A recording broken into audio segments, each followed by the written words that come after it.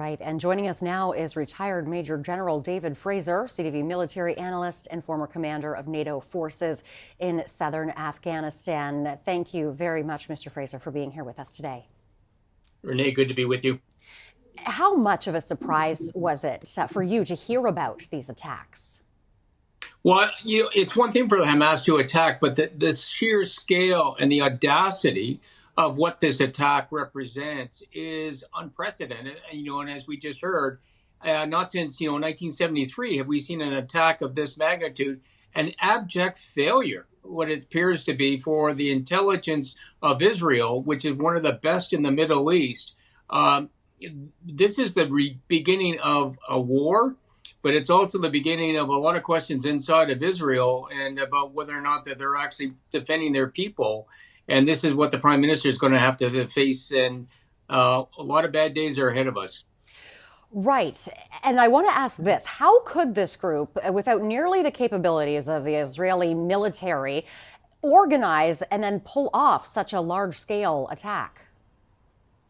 Well, I mean, that's going to be, the subject of probably a number of investigations the Israelis are going to do. But simplistically, they probably had cells. They probably didn't use any electronics whatsoever to be able to talk to each other, use runners. They've been able to usurp the human intelligence that the Israelis have had.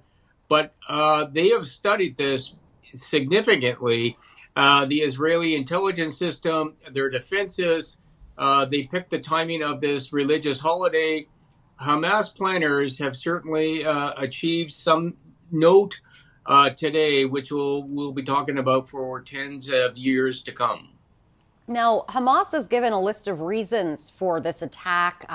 It says it's in response to the desecration of Al-Aqsa Mosque. Increased settler violence is another one. What do you make of that? They have actually galvanized, those points that you've mentioned and gone right to the heart of, the people in the Gaza Strip, the West Bank, and trying to stir up that emotion to go after the Israelis. And the fact that they've done it in such a size and magnitude on this day, it seems to they've generated, and they touched on a good point for them, a bad point for Israelis, but at the same time, the Israelis are going to defend themselves like there's no tomorrow. As bad as this day was of the Hamas attacking the Israelis are going to respond back tenfold worse for Hamas and unfortunately for the innocent people of the Gaza Strip too. How long do you see this going on? What do you expect to happen? Well, I expect in the next couple of days, we're going to see an awful lot of attacks back into the Gaza Strip. We'll probably see a mobilization and a significant, strong presence of Israeli troops. There'll be a lot of political discussions going on because there is an indication that there are Israeli hostages. Hamas will take that to try to protect themselves politically. So there will be political discussions about that.